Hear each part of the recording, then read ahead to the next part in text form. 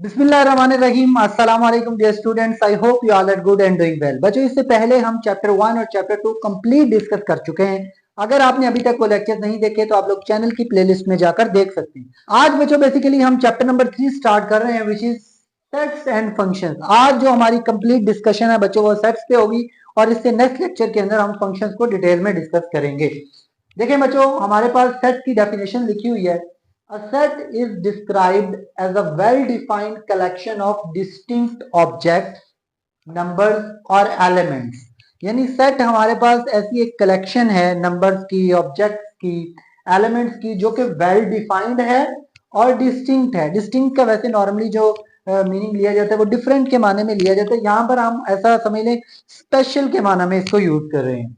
Well defined का मतलब ये है बच्चों कि वो क्लियरली डिफाइंड होना चाहिए। जैसे जैसे मैं आपको कहूं, a set of official provinces of Pakistan. देखिए सबको पता है कि पाकिस्तान के जो 4 प्रोविंसेस हैं तो ये क्लियरली डिफाइंड है, वेल डिफाइंड है। इसी तरह मैं आपको कहूं अ सेट ऑफ फ्लावर्स, तो इसको भी सेट बनाया जा सकता है। अगर मैं आपसे कहूं a set of different colours, तो डिफरेंट कलर्स का भी एक सेट बनाया जा सकता है। तो ये वो चीजें जो सबके लिए डिफाइंड है। अगर मैं आपको यही कहूं a set of interesting cartoons, देखिए ये सेट नहीं होगा, जबकि ये कार्टून जो मेरा ऑब्जेक्ट है वो तो क्लियर है बच्चों, लेकिन इसमें मैंने एक वर्ड ऐड किया इंटरेस्टिंग। इंटरेस्टिंग देखिए मेरे लिहाज से वो और हो सकते हैं इंटरेस्टिंग कार्टून का सेट, आपके लिहाज से और हो सकता है, किसी और आदमी के लिहाज से और हो सकता है।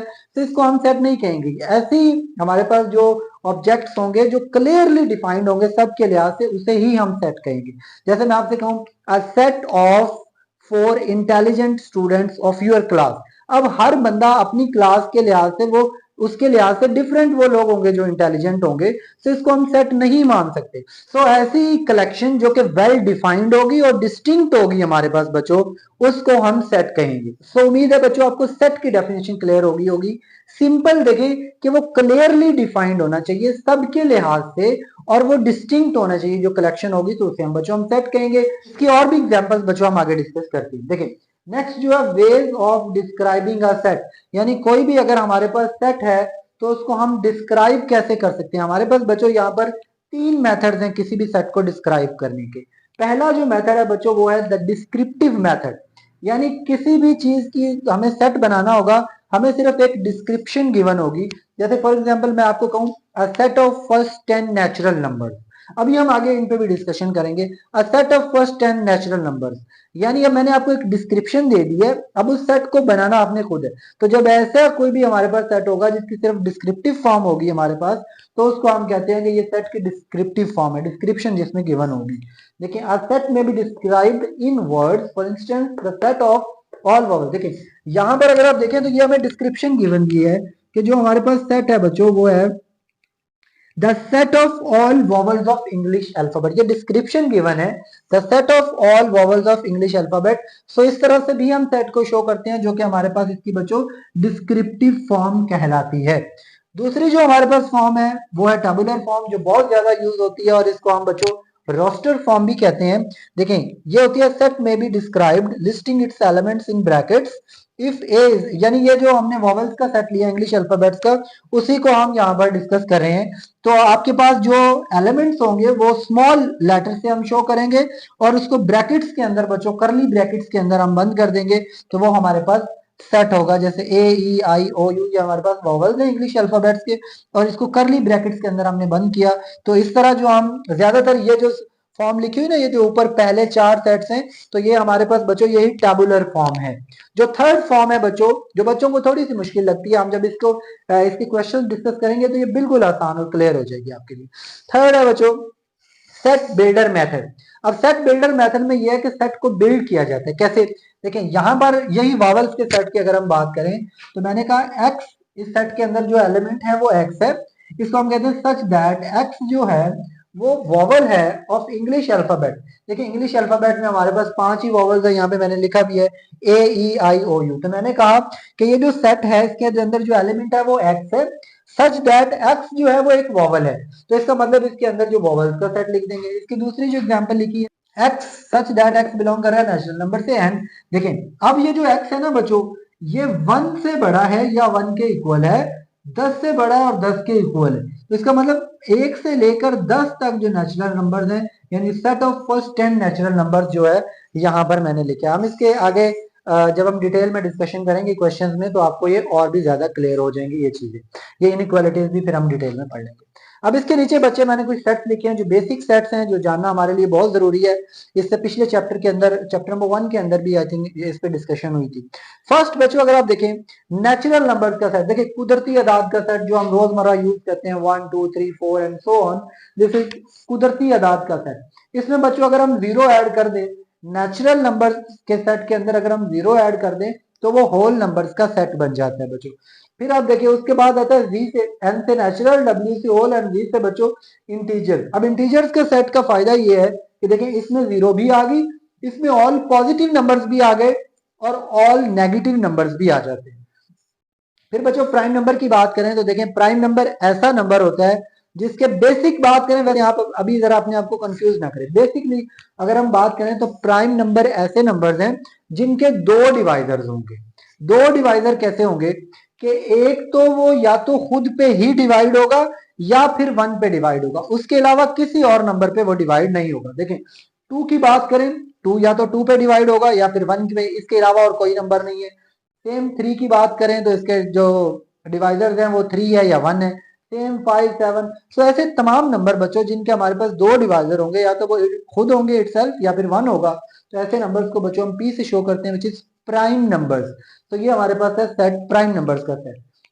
इससे नेक्स्ट बच्चों रैशनल और इरेशनल पे तो हमने चैप्टर 1 में डिटेल में डिस्कशन की है।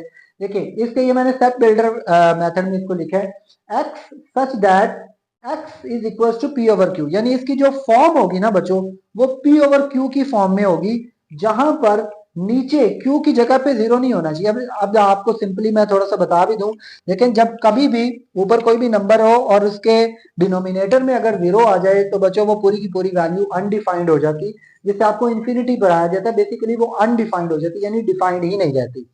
Okay, x such that x की जो फॉर्म है वो पी ओवर क्यू है, जबकि पी और क्यू इंटीजर है, यानी पॉजिटिव नंबर्स भी हो सकते हैं, नेगेटिव नंबर्स भी हमारे पास हो सकते हैं। And Q does not equal to zero, यानी पी की जगह पे जीरो तो हो सकता है लेकिन क्यू की जगह पे जीरो नहीं होना चाहिए। तो इसको हम रैशनल नंबर कहते हैं, इनको हम क्यू से शो करते हैं। इसके आगे भी वो हमने पढ़ा था, टर्मिनेटिंग होते हैं बच्चों और रिकरिंग होते हैं। सो अब वो चैप्टर 1 पे अगर आप इंट्रोडक्शन लेक्चर देखेंगे तो वहां पे आप लोग को ये चीजें डिटेल में मिल जाएंगी। उसके बाद बच्चों इरेशनल नंबर्स का सेट है। देखें इरेशनल नंबर्स ना आसान अल्फाज में ऐसे नंबर्स होते हैं जिनका स्क्वायर रूट कंप्लीट नहीं होता, जैसे for example square root 2, square root 3, square root 5 and so on बच्चों। अब देखें यहां पर उन्होंने एक तो कहा x such that x does not equals to P over Q, यानी ये पी ओवर क्यू की फॉर्म में तो नहीं होते, where P Q belong to Z and Q zero नहीं होना चाहिए। आसान अल्फाज में इसकी डेफिनेशन के इनका स्क्वायर रूट कंप्लीट नहीं होता। फिर अगर आप और आगे इसको डिस्कस करना चाहें तो फिर उसमें एक तो ये नॉन टर्मिनेटिंग होते हैं, दूसरा नॉन रिकरिंग होते हैं। इसमें अगर आप देखना चाहें तो चैप्टर 1 की फर्स्ट वीडियो देखें, फर्स्ट लेक्चर, उसमें इस पे कंप्लीट डिस्कशन। उसके बाद बच्चों हमने कुछ सेट्स की टाइप्स लिखी हैं, हम इन पे बारी बारी थोड़ी सी डिस्कशन करते हैं और फिर इंशाल्लाह आपकी एक्सरसाइज 3.1 डिस्कस करेंगे। पहले यहाँ पर बच्चों जो हमारे पास टॉपिक है वो है सिंगल्टन सेट का। देखिए सिंगल्टन सेट, सिंगल्टन सेट की अगर हम बात करें तो बच्चों ये नाम से जाहिर है कि ये सिंगल होगा।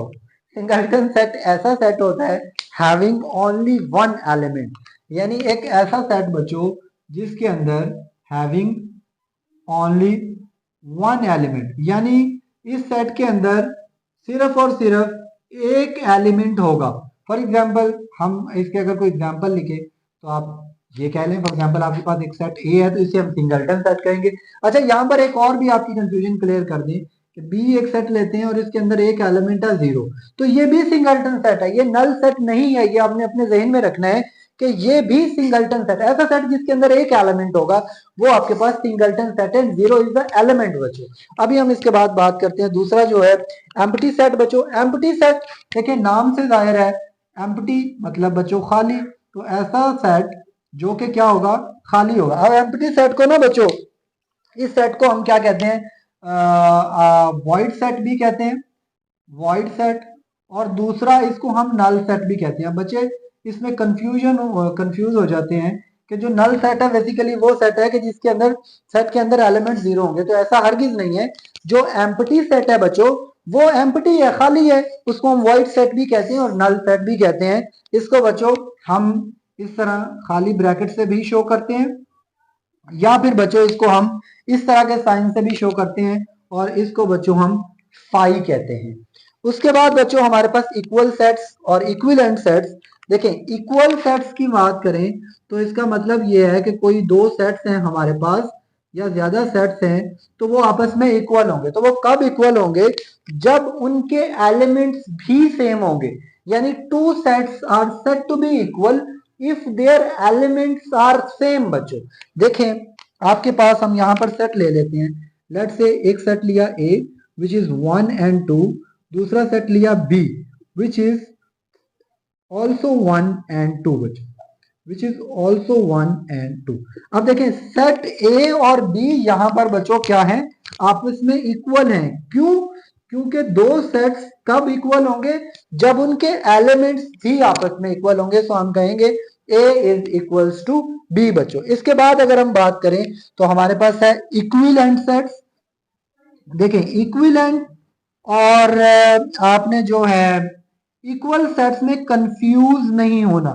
जो इक्वल सेट्स होते हैं बच्चों उसके अंदर एलिमेंट्स भी इक्वल होते हैं, लेकिन जब हम बात करते हैं इक्विवेलेंट सेट्स की तो उनमें सिर्फ कार्डिनैलिटी सेम होती है, एलिमेंट सेम नहीं होते, नंबर ऑफ एलिमेंट सेम होते। लेट्स से फॉर एग्जांपल आपके पास सेट है ए और इसके अंदर एलिमेंट है 1 and 2, और एक और सेट है विच इज बी और इसके अंदर एलिमेंट्स है 3 and 4।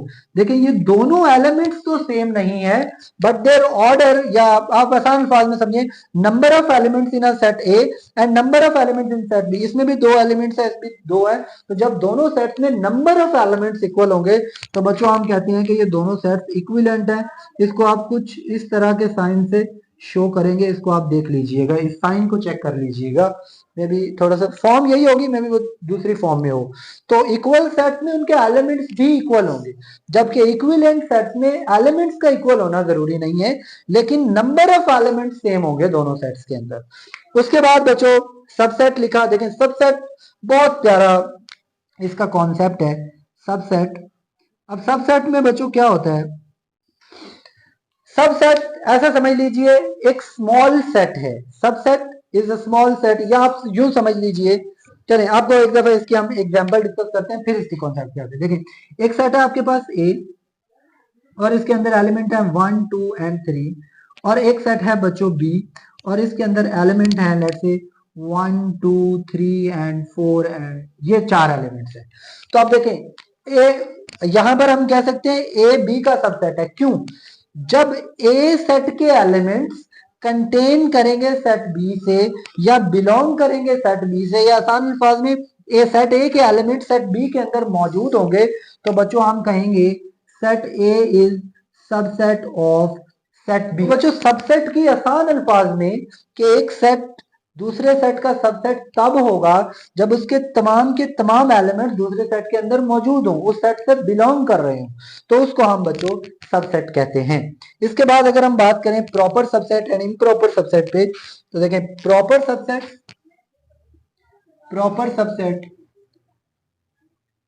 देखिए प्रॉपर सबसेट में इसी एग्जांपल से ही आपको इसको समझा दो। देखिए आपके पास एक सेट है बच्चों, उसके पास एलिमेंट है 1 2 and 3। इसकी प्रॉपर डेफिनेशन आप लोग बच्चों बुक से कीजिएगा। यहाँ पर हम सिर्फ कॉन्सेप्ट समझ रहे हैं, कॉन्सेप्ट सीख रहे हैं, तो जब आपको कॉन्सेप्ट आ जाएंगे खुद डेफिनेशन खुद ब खुद बन जाएंगे। एक सेट ए है बच्चों 1 2 3 एंड सेट बी है आपके पास विच इज 1 2 3 and 4।